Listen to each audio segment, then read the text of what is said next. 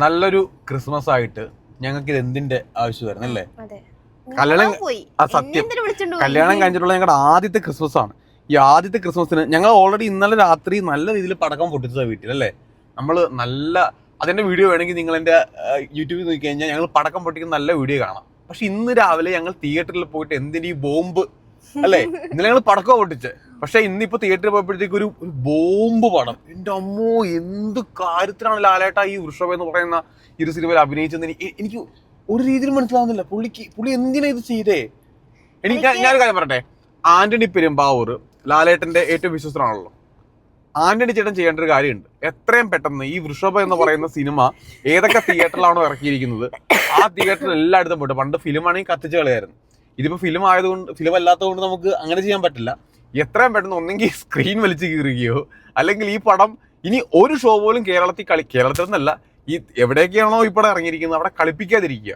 കാരണം അതേപോലത്തെ കാരണം ഇങ്ങനെ ഒരു സിനിമ നമ്മൾ ആരും കാണാൻ ആഗ്രഹിക്കത്തില്ല. ലാലേട്ടൻ ചെയ്ത് ഇത്രയും നാൾ വെച്ചൊരു രസത്തിന് 2025 ലാലേട്ടൻ തൂക്കി എന്ന് പറഞ്ഞിട്ട് നമ്മൾ ലാലേട്ടന്റെ എമ്പുരാൻ കണ്ടു, ഹൃദയപൂർവ്വം കണ്ടു, തുടരും കണ്ടു.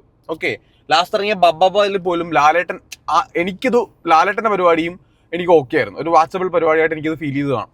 ചോട്ട മുംബൈ ഈ വർഷം നമ്മൾ റീ റിലീസിൽ കണ്ടു, രാവണപ്രഭു റീ റിലീസിൽ കണ്ടു. ലാലേട്ടന് കണ്ണ് തട്ടാതിരിക്കാൻ വേണ്ടിയിട്ട് ഇടക്ക് വന്നിട്ട് ഒരു ഐറ്റം ഇറക്കിയായിരുന്നു. കണ്ണാപ്പ എന്ന് പറയുന്ന ഒരു സാധനത്തിൽ ലാലേട്ടനെ കൊണ്ട് വെച്ചിട്ടുണ്ടായിരുന്നു. അത് നശിപ്പിച്ച് കൈ കൊടുത്തിട്ടുണ്ടായിരുന്നു. അതിനുശേഷം ആ കണ്ണാപ്പയ്ക്ക് ശേഷം ഏതാണ്ട് അതിൻ്റെ ഒരു 10 ഇരട്ടിയിൽ ഇത് ലാലേട്ടൻ മോശമാണ്, ലാലേട്ടൻ കോമാളിയായെന്നൊന്നും ഞാൻ പറയുന്നില്ല. എനിക്ക് ഈ സിനിമയിൽ ആകെപ്പാട് ഇഷ്ടപ്പെട്ടത് എന്നാണെന്ന് ചോദിച്ചു കഴിഞ്ഞാൽ, തുടക്കത്തിൽ ലാലേട്ടൻ്റെ ഒരു ടൈറ്റിൽ കാർഡ് എഴുതി കാണിക്കും.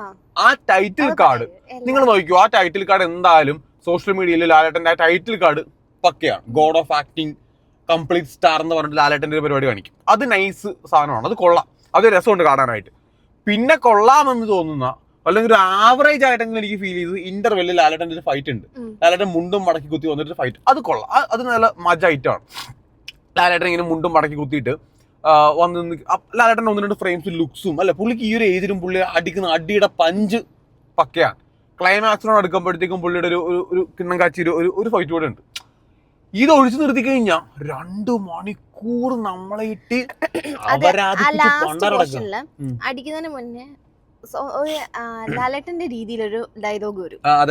അതുവരെ നാടകത്തിലെ ഡയലോഗ് എഴുതി കൊടുത്തിരിക്കുവായിരുന്നു. എന്ത് സാധനം ഇത്! അതായത് ഫസ്റ്റ് പാർട്ട് എന്താ, മൊത്തം നാടകം.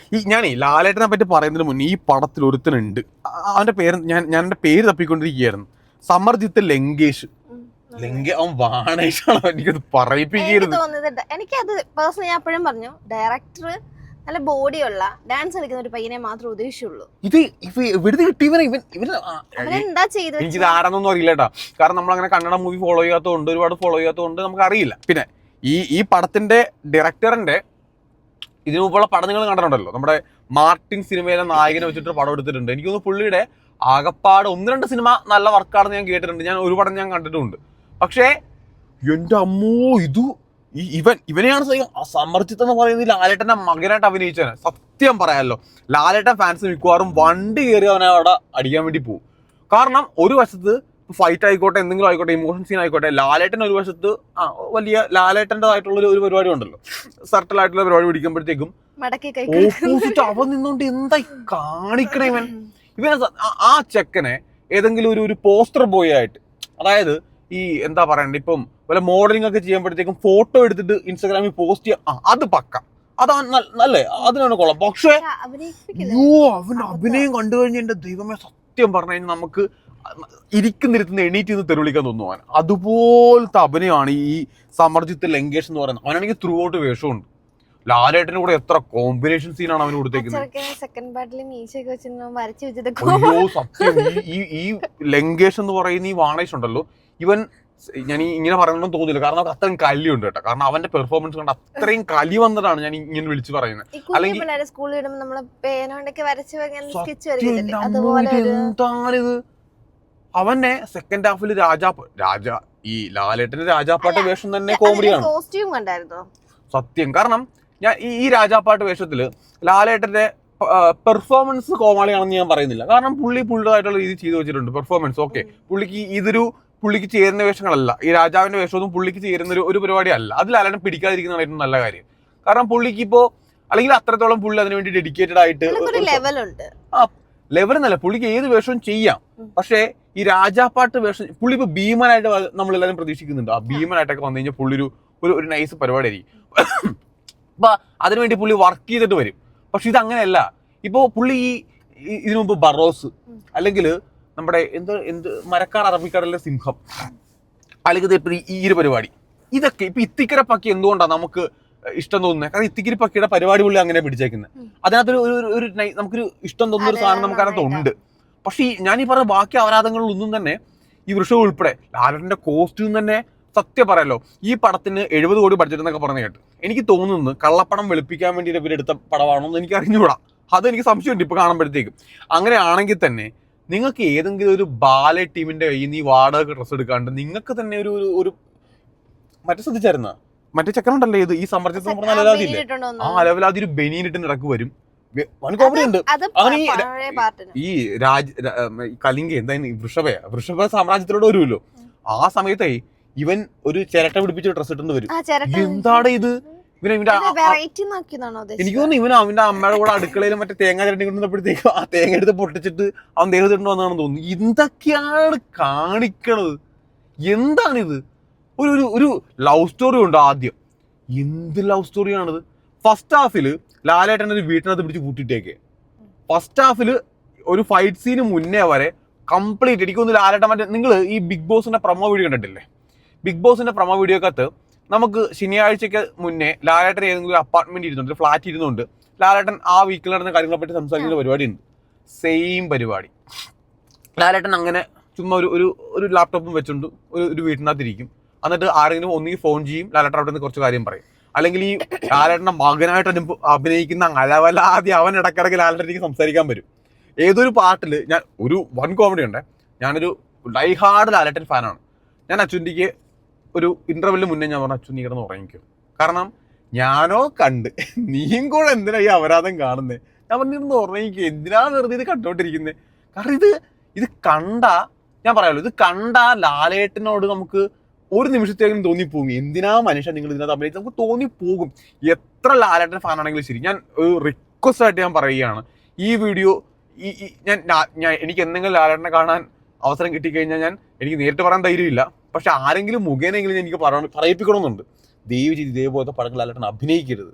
കാരണം ലാലേട്ടൻ ചെയ്യരുത്. കാരണം നമ്മളെല്ലാവരും വെയിറ്റ് ചെയ്ത് ഇപ്പൊ അടുത്ത ദൃശ്യം 3 വരുന്നു, അല്ലെങ്കിൽ ഇപ്പൊ നമ്മുടെ തുടരും കഴിഞ്ഞിട്ട് സെയിം ഡയറക്ടറുമായിട്ട് തരൺമൂർത്തിയായിട്ട് അടുത്ത പടം വരാൻ വേണ്ടി പോകുന്നൊക്കെ പറയുമ്പോൾ നമ്മൾ പ്രതീക്ഷിക്കുന്ന ഒരു പരിപാടിയുണ്ട്. ഞാൻ ചോദിക്കട്ടെ, എത്ര ഡയറക്ടേഴ്സ് മലയാള സിനിമയിൽ എത്രയോ വലിയ ഡയറക്ടേഴ്സ് ലാലേട്ടന്റെ ഡേറ്റിന് വേണ്ടിയിട്ട് പുറകെ ക്യൂ നിൽക്കുകയാണ്. എത്ര ഡയറക്ടേഴ്സ് നമ്മൾ ഇപ്പൊ അൻവർ റഷീദ്, അല്ലെങ്കിൽ അമൽ നീരദ്, അല്ലെങ്കിൽ ഇപ്പൊ നഹാസിന്റെ പേര് കേൾക്കുന്നു. ഇത്രയും വലിയ ഡയറക്ടേഴ്സിന്റെ പേര് ഒരു വശത്ത് കേൾക്കുന്ന സമയത്ത് ഈ കൂതറ ഡയറക്ടറിന്റെ കൂടെയൊക്കെ ലാലേട്ടനെ എന്തിനു പോയിട്ട് അഭിനയിക്കുന്നു? എന്ത് കാര്യത്തിന്? എന്താവശ്യത്തിന്? ഒരു ഗുണവും അതൊരു പൊട്ടപ്പടം എന്ന് വെച്ച് കഴിഞ്ഞാൽ ഞാൻ പറയട്ടെ, എന്റെ ലൈഫിൽ ലാലേട്ടന്റെ ഇമാതിരി പൊട്ടപ്പടം ഞാൻ കണ്ടിട്ടില്ല. കാരണം ഒരു ലാലേട്ടൻ സിനിമ എന്ന് പറയുമ്പോഴത്തേക്കും അതിനകത്ത് എന്തെങ്കിലും ഉണ്ടാവത്തില്ലേ, ഒരു മിനിമം നിലവാരം ഉണ്ടാവത്തില്ലേ? ഇത് ഞാൻ 100% ഉറപ്പിച്ച് പറയുകയാണ്, ഒരു നിലവാരവും ഇല്ലാത്ത, ഒരു രീതി നമ്മളെ തൃപ്തിപ്പെടുത്താത്ത വെറും ഒരു കൂതറപ്പടം. തുടക്കത്തില് ആദ്യം ഒരു കാർട്ടൂൺ കണ്ട പോലെ എനിക്ക് ഫീൽ ചെയ്തു. അത് കഴിഞ്ഞപ്പോ ഒരു നാടകം തുടങ്ങി. അപ്പൊ ഞാൻ പ്രത്യേകം ശ്രദ്ധിച്ചെന്നറിയാം, ഇവരുടെ ഡബിങ് പോട്ടെ, അത് ലാലേട്ടൻ മലയാളത്തിൽ സംസാരിക്കുന്നത്, ബാക്കിയുള്ള ആൾക്കാരെല്ലാരും കന്നഡ ഭാഷ സംസാരിക്കുന്നു.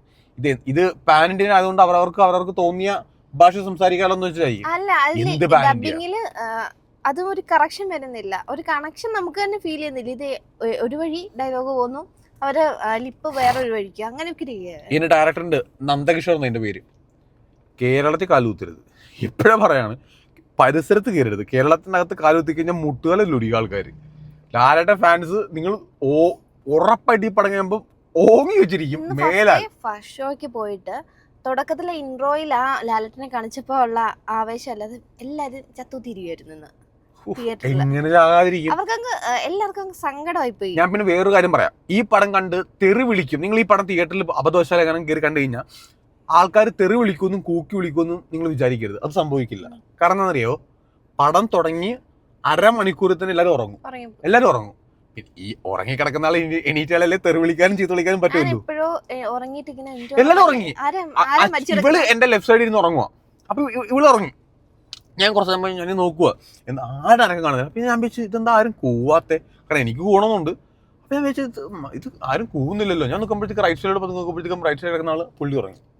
അപ്പൊ നീ മനസ്സിലായി, ഓക്കെ, അപ്പം ലെഫ്റ്റും റൈറ്റും ഉറങ്ങിയിട്ടുണ്ട്. ഈ 24-ാം തീയതി രാത്രിയിലത്തെ ക്ഷീണം കുറെ പേർക്ക് കാണും, ഉറങ്ങുമായിരിക്കും. ഇടയ്ക്ക് എനിക്ക് ചോദിച്ചതിന്റെ അടുത്ത്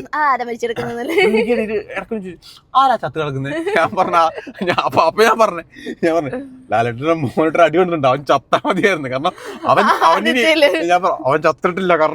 കാരണം അല്ല, അവൻ തലയിറങ്ങി വീഴുന്നൊരു അവൻ ചത്ത കഴിഞ്ഞാൽ പിന്നെ അവനെ കാണണ്ടല്ലോ. അയ്യോ, അവനെ സഹിക്കുന്നതാണ് ഏറ്റവും വലിയ ടാസ്ക്. അവനെ സഹിക്കുന്നതായിരുന്നു. നമ്മൾ ചില സിനിമയെ കാണുമ്പോൾ റിവ്യൂ നമ്മൾ പറയില്ലേ, ഇത് ക്ലീശയാണ്, ഈ ജയിലിൽ കിടക്കുന്ന ആൾക്കാരെ ഇത് കാണിക്കണം, അല്ലെങ്കിൽ ഏതെങ്കിലും നമുക്ക് ദേഷ്യമുള്ള ആൾക്കാർ ഇത് കാണിക്കണം, അവരെ മാനസികമായിട്ട് പീഡിപ്പിക്കണം നമ്മൾ പറയാറില്ല. ഇത് ഞാൻ ഈ സിനിമയിൽ ഈ ലാലേട്ടൻ്റെ മകനായിട്ട് അഭിനയിച്ച ആ സമർജിത്ത് എന്ന് പറയുന്ന വെള്ളയുണ്ടല്ലോ, അവന്റെ പോർഷൻ മാത്രം കട്ട് ചെയ്ത് കാണിക്കണം, അനുഭവിക്കട്ടെ അവര്. കാരണം അമ്മാതിരി ഇവിടെ നേരത്തെ പറഞ്ഞ പോലെ സെക്കൻഡ് ഹാഫിൽ മീശയും വരച്ച് നേഴ്സറി പിള്ളേരെ പോലെ വരവുണ്ട്. എന്റെ അമ്മോ, എന്താടാ ഇത്?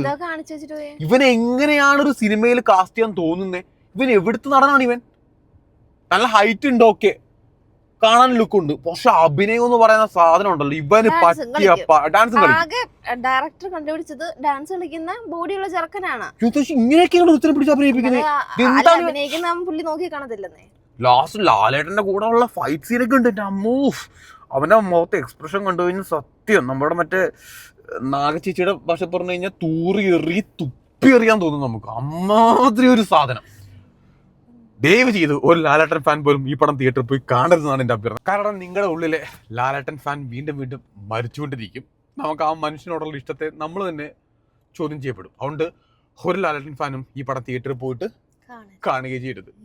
Happy Christmas.